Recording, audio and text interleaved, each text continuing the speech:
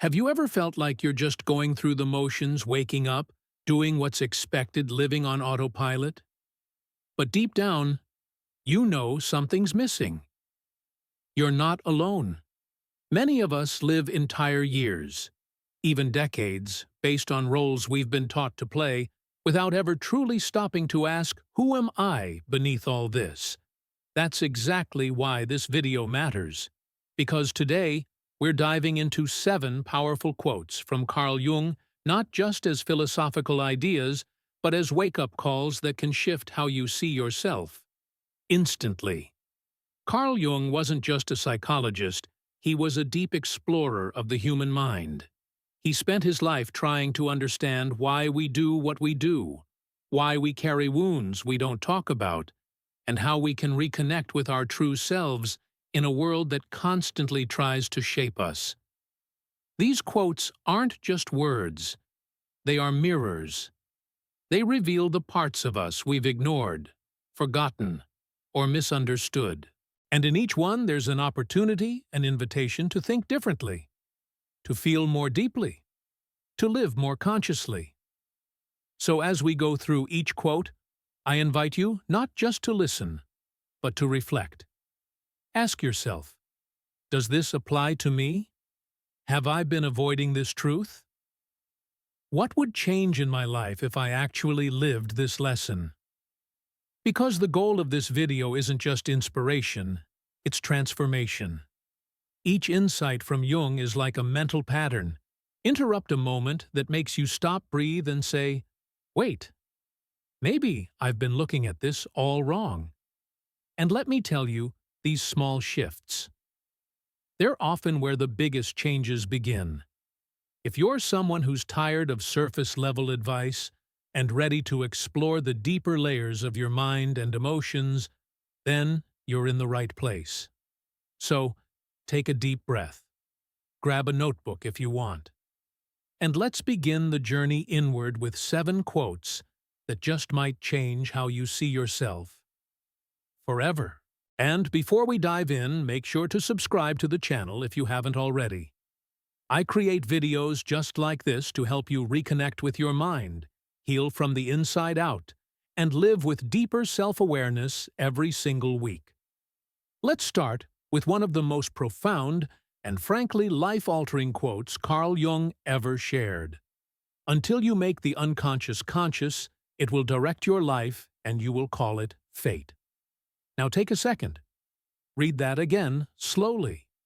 This isn't just philosophy. It's a mirror.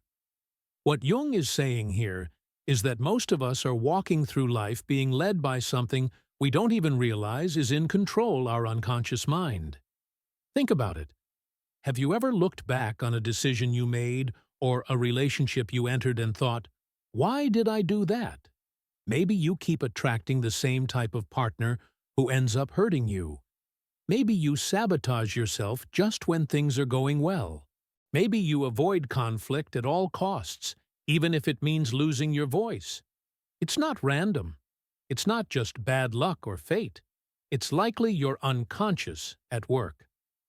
See, the unconscious is made up of all the beliefs, fears, patterns, and memories that live beneath your awareness.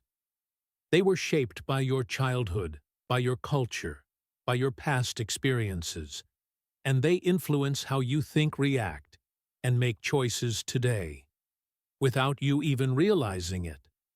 Jung believed that unless we bring those unconscious patterns into the light, they'll run the show from behind the curtain, and we'll keep wondering why life feels confusing, painful, or stuck.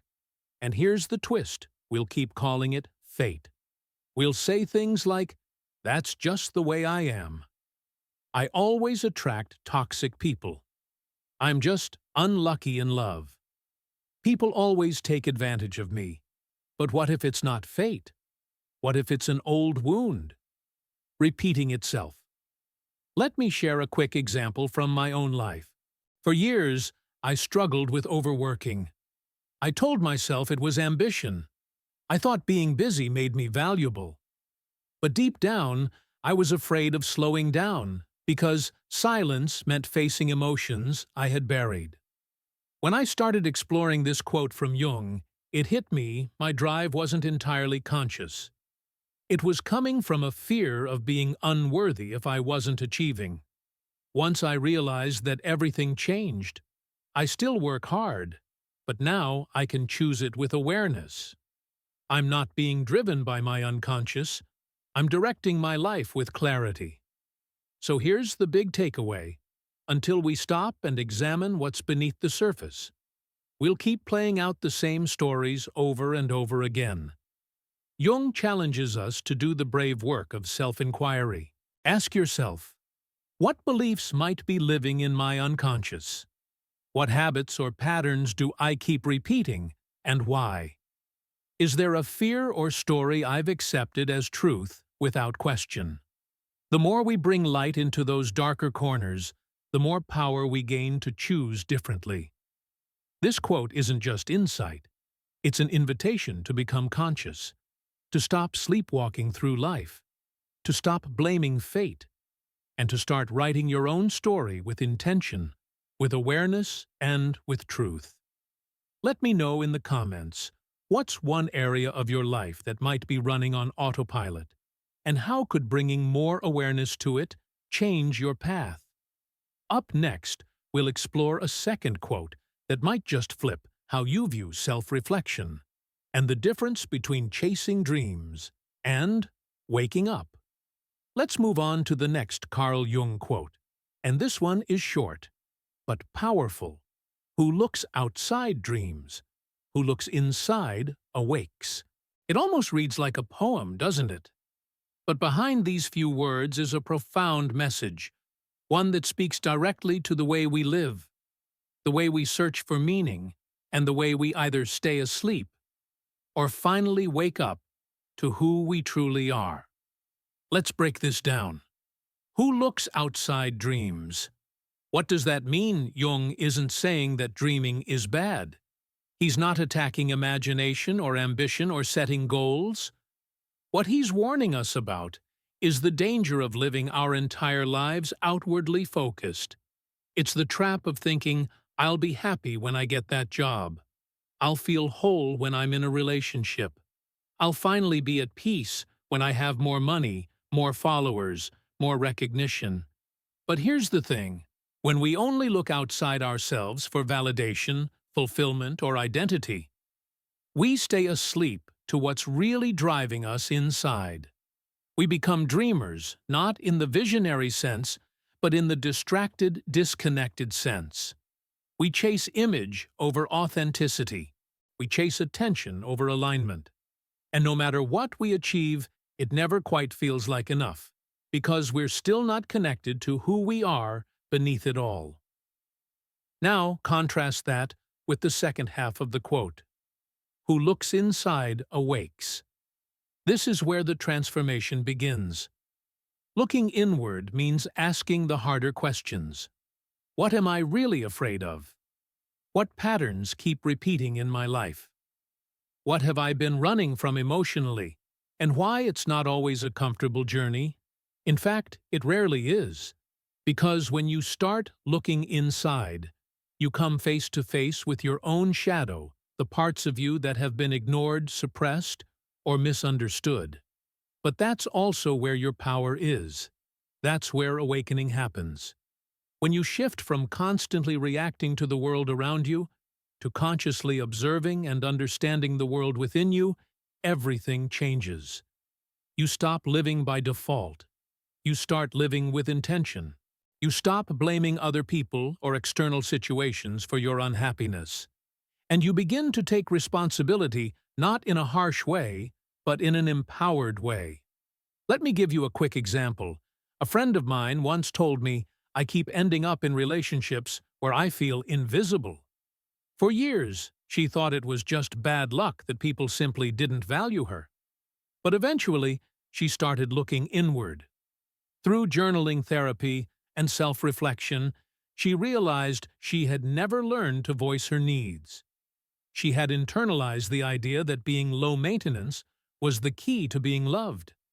But all it did was erase her. The moment she looked inside, really looked, she began to awaken. She started setting boundaries, speaking up, and slowly attracting people who actually saw her.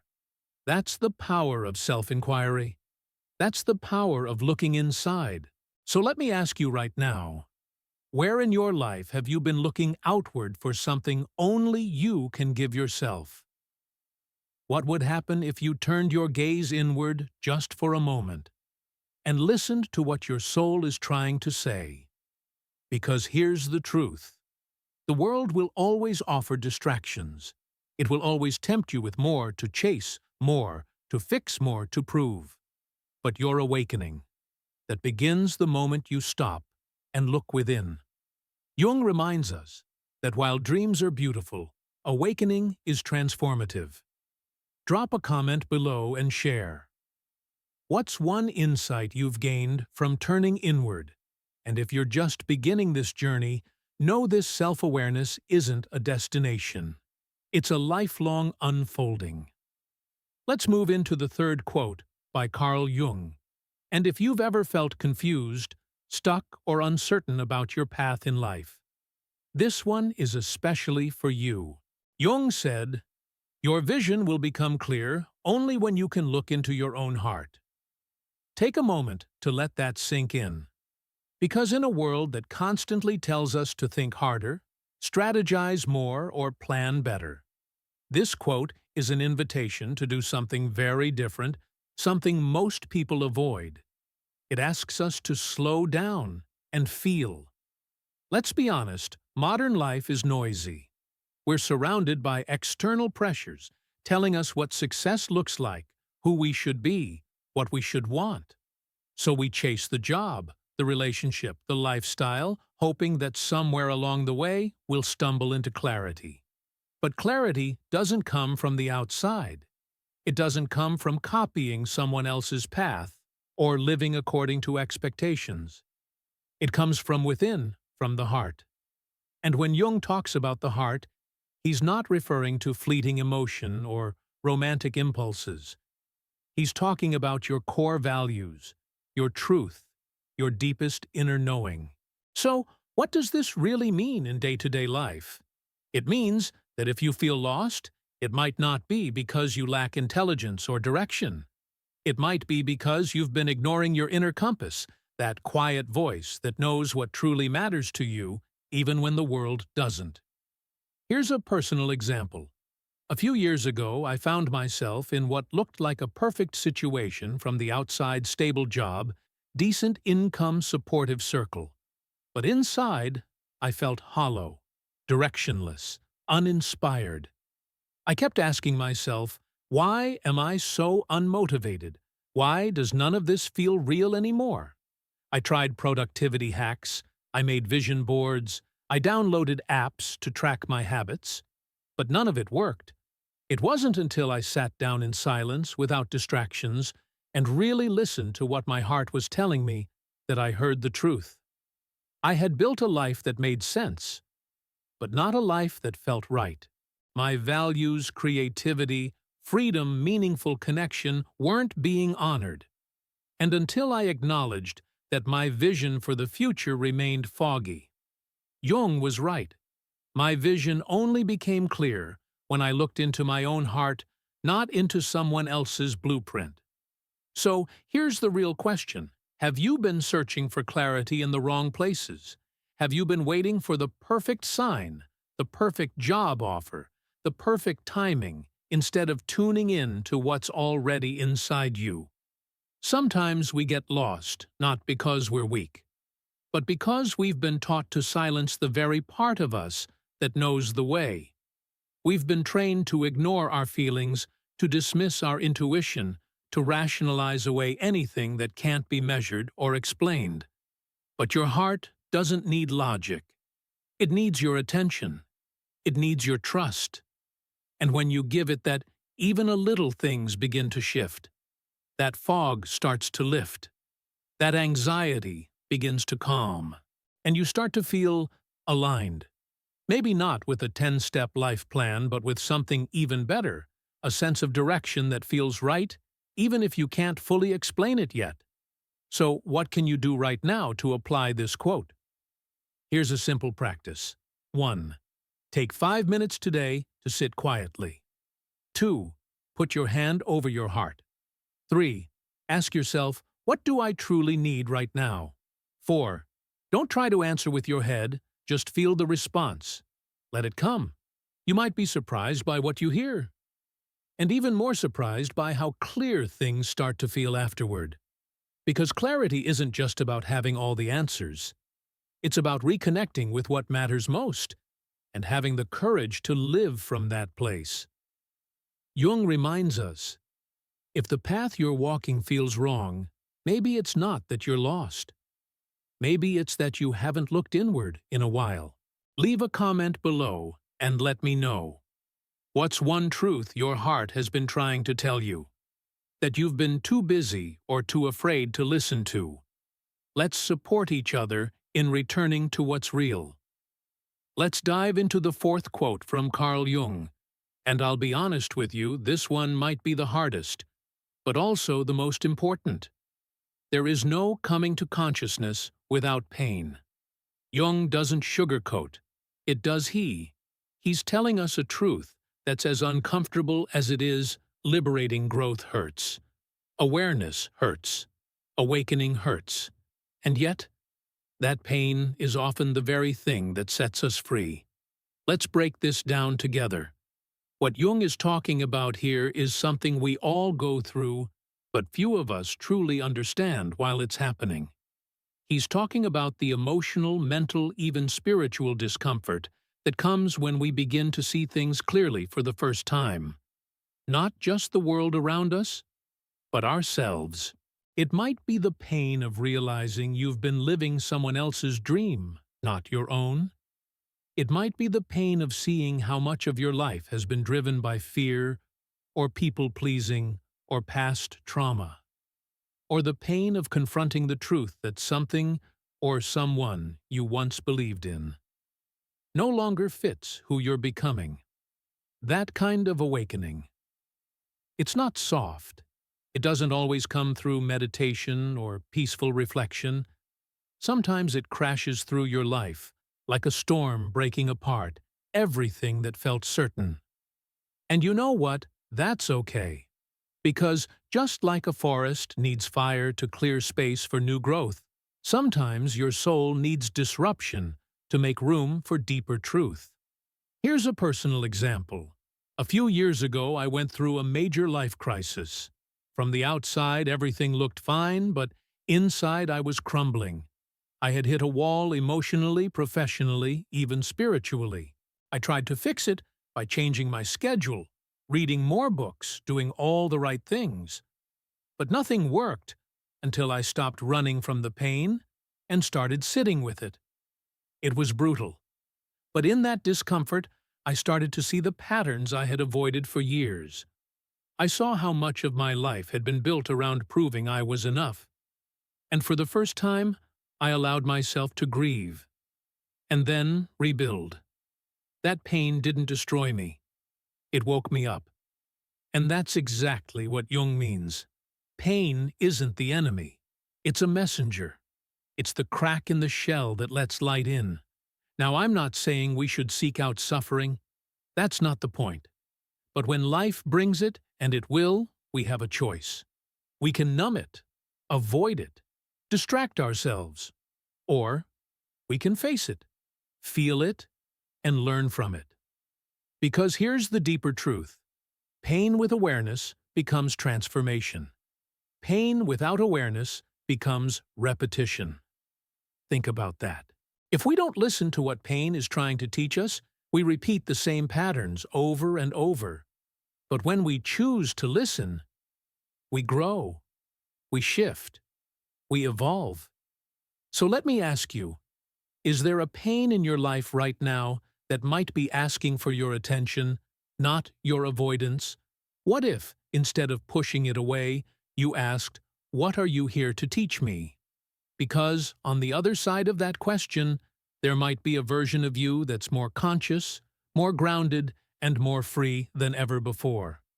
Jung reminds us that consciousness isn't a destination we arrive at effortlessly. It's something we earn by walking through the fire with open eyes. If this quote resonated with you, drop a comment below. What lesson did pain teach you once you were ready to hear it? Your story might be exactly what someone else needs to hear right now. Let's move to one of Carl Jung's most compassionate and powerful insights, one that doesn't just change how you see yourself, but how you see everyone around you. Knowing your own darkness is the best method for dealing with the darkness of other people. This quote is bold, it's honest, and it gently calls us out. Because here's the truth.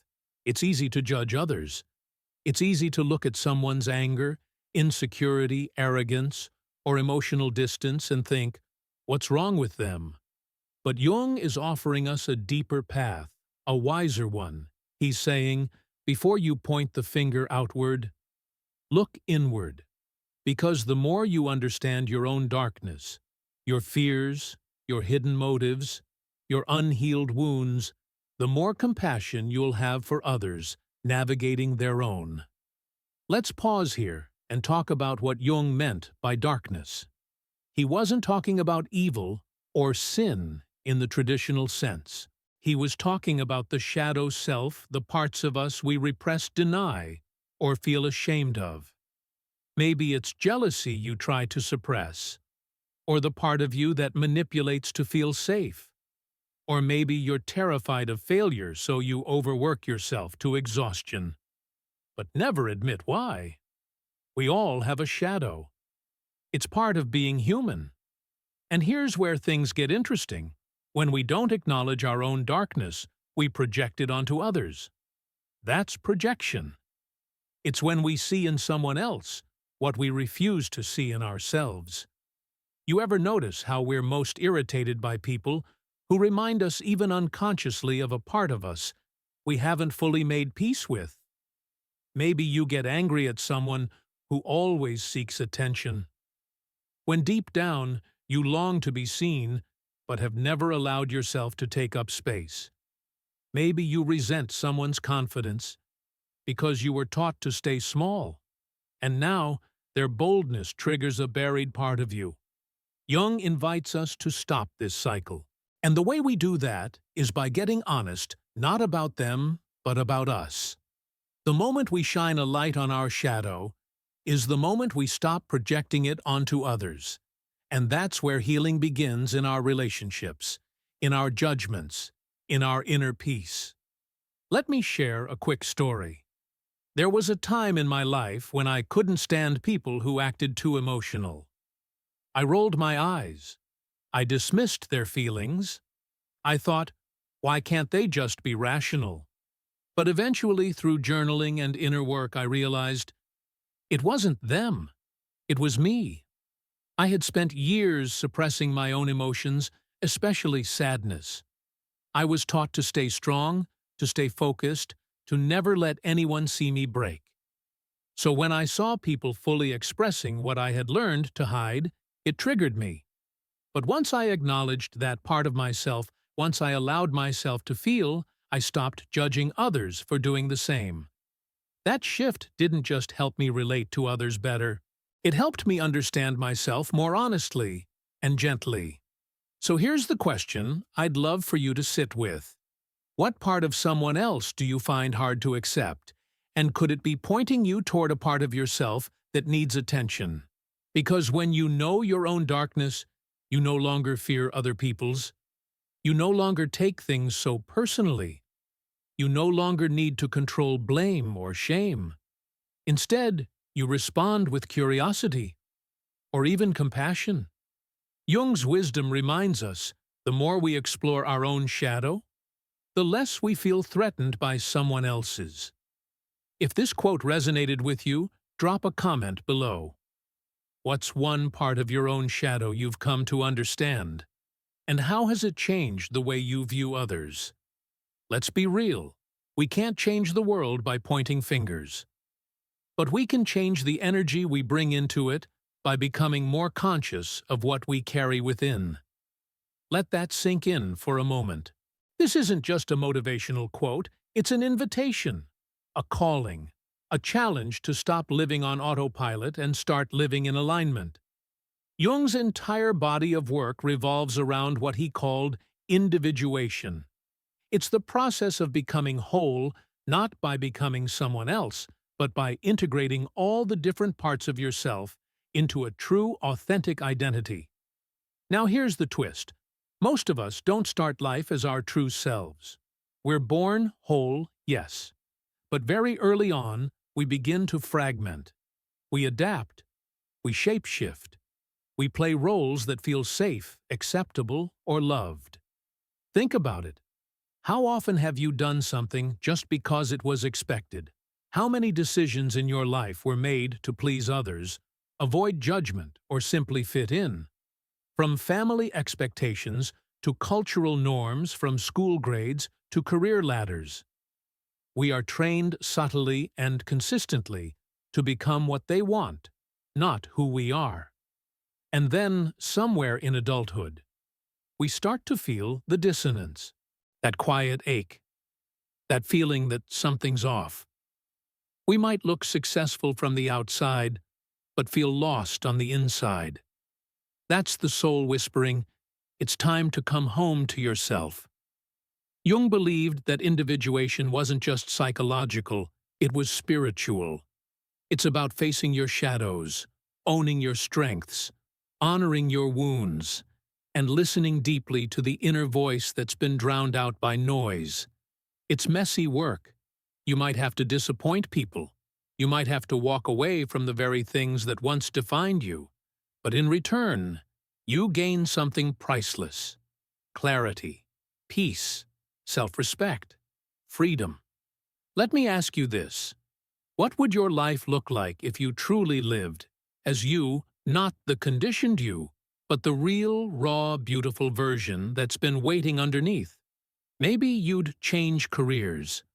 Maybe you'd say no more often. Maybe you'd write that book, Speak Your Truth, or finally stop apologizing for taking up space. Here's the truth. Jung knew you don't find yourself by adding more. You find yourself by stripping away everything that isn't you. This is why individuation is the privilege of a lifetime.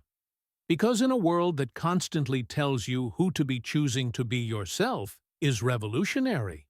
Not just for you, but for the people around you. Because the moment you start showing up authentically, you give permission for others to do the same. You become a mirror, not of perfection, but of truth. So here's your invitation. Don't wait for permission. Don't wait for the perfect timing. Start exploring bit by bit what it means to be you. Ask yourself, where in my life am I playing a role instead of being real? What dreams or truths have I silenced to stay safe? What part of me have I outgrown, but still cling to, out of habit? Write your answers. Sit with them. Let them guide you. And remember, this isn't a one-day transformation. It's a lifetime journey. But the more you walk toward your truth, the lighter, freer, and more powerful you become. I'd love to hear from you in the comments. What does becoming who you truly are mean to you? Let me ask you a simple but unsettling question. Are you really living, or are you just avoiding yourself? Carl Jung, one of the deepest psychological thinkers of the 20th century, once said, "People will do anything, no matter how absurd, to avoid facing their own soul." At first glance, that might sound dramatic. But look around. The evidence is everywhere. We scroll through endless feeds for hours. We binge-watch shows we barely care about. We chase distractions, work status, food shopping, alcohol, even toxic relationships. Why? Because sitting still with ourselves feels uncomfortable. Looking inward takes courage. And many of us have never really been taught how to do that. Let's get real for a moment. How many times have you kept yourself busy, not because you had to, but because being quiet felt too loud? How often have you filled the silence with noise just to avoid hearing what your soul was trying to whisper? You see, we live in a world that rewards the external productivity, appearances, constant motion. But Jung challenges us to turn the mirror inward. Because until we face ourselves truly vulnerably, we'll keep building lives that look full on the outside and feel empty within. And here's the truth. Your soul won't be silenced forever. It shows up in anxiety, in sleepless nights, in relationships that crumble because you never knew who you were to begin with. So what does it even mean to face your own soul? It means being radically honest. It means asking the hard questions. Why do I feel unfulfilled, even when I have it all? What am I running from? What part of me have I abandoned just to feel accepted or in control?